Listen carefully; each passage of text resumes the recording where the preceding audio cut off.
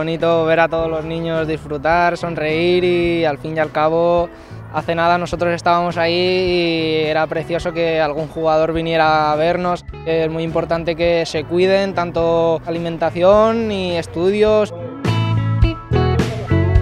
Algo muy importante porque incentiva ya sea a los niños o las niñas a crecer en todo ámbito de la vida, a ser un ejemplo para ellos, para que persigan sus sueños y para que, bueno, como dije, ser alguien en la vida, ¿no?